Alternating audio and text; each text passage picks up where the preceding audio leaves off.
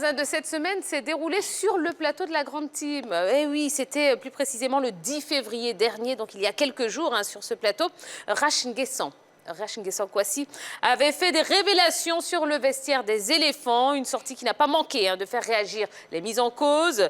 Ainsi, à la suite de Sérédier, Yaya Touré est monté au créneau pour dire sa part de vérité.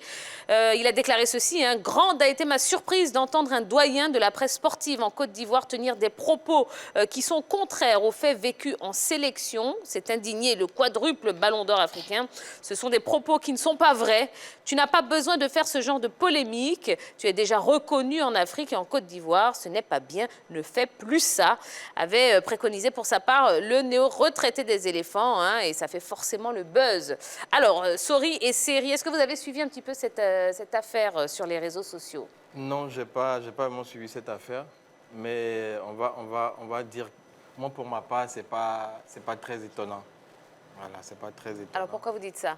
Qu'il y ait de la polémique au sein de notre équipe nationale. Parce que quand ça fonctionne bien, on sent. Voilà, ça fonctionne bien, on sent.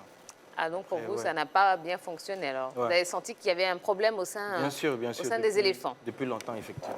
D'accord. Avec la nouvelle team là, on sent que, tu vois, les jeunes comme nos frères, les apprentis là, tu vois, ils viennent avec un nouvel esprit, voilà, c'est pas un esprit de... Ouais. C'est vrai que moi, je n'ai pas suivi, parce qu'on était tellement occupés dans le boulot et tout. Mais je pense que si des joueurs comme Yaya Touré, Sérédier on sont sortis, je pense que y a quelque chose qui ne va pas. Voilà. Je pense qu'eux, ils savent, c'est eux qui sont dans les vestiaires.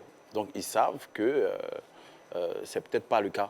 Voilà, c'est peut-être pas ce que Rach a dit, M. Rach a dit en fait. Donc pour vous, Rach Nguessan n'a pas forcément dit la vérité? Pas forcément. D'accord. Et vous, si je comprends bien? Je pense que ça a plus été une interprétation de sa part. Voilà, souvent, quand tu ne vis pas les faits de façon... quand tu n'es pas témoin oculaire, après, à tellement d'interprétations, ça peut... Ou peut-être beaucoup d'années en arrière, c'était comme ça. Voilà, peut-être beaucoup d'années en arrière. Oui.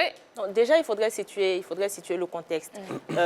Monsieur Rach Nguessan disait que Patrice Baumel n'avait pas le cran de Hervé Renard parce que quand Yaya Touré avait obtenu son 4e ballon d'or et qui devait être célébré par feu président de la FIF, Sidi Diallo, Hervé Renard avait refusé qu'il soit célébré parce qu'ils avaient mieux à faire. C'est suite à cela que Yaya Touré a réagi disant que c'était faux et que monsieur Rach Nguessan ne devait pas faire cette sortie. Bon, vous comprenez que Yaya Touré et Sérédier aient pu répondre directement, bon, même si c'est via leurs réseaux sociaux. Vous comprenez qu'ils aient pu répondre comme ça aux déclarations de Rach Nguessan? Je pense qu'en fait, le fait d'avoir répondu de façon ouverte comme ça, c'est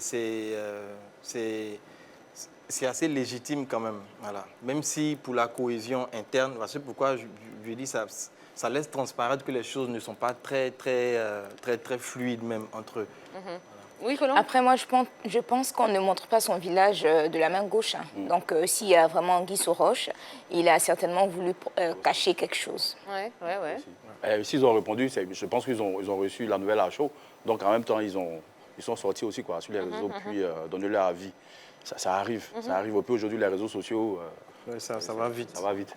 Mais déjà, pour les deux capitaines, on ne les connaît pas très bavards par rapport à la sélection, par rapport à ce qui se passe dans les vestiaires. Je pense que s'ils ont réagi, c'est qu'ils ont vraiment eu marre de certaines allégations, peut-être, parce que déjà, M. Rach Nguessan indexait un certain groupe qu'il a nommé de syndicalistes ou des trentenaires. C'est en ce fait-là que Sérédi a répondu, disant qu'il ne se sentait pas, il n'avait pas apprécié véritablement la démarche de M. Rach Nguessan qui avait fait sortir des bruits de vestiaire. Et c'est pareil pour Yaya Touré. Je pense que ce qui se passe dans les vestiaires devrait rester dans les vestiaires. Ça reste le secret professionnel et le public sportif n'a pas besoin d'en savoir un peu plus. D'accord. Alors, bon, est-ce que les éléphants vous ont procuré quand même de la joie durant cette CAN 2021 qui ne cesse de défrayer la chronique, ma foi? Beaucoup de plaisir, beaucoup de patriotisme.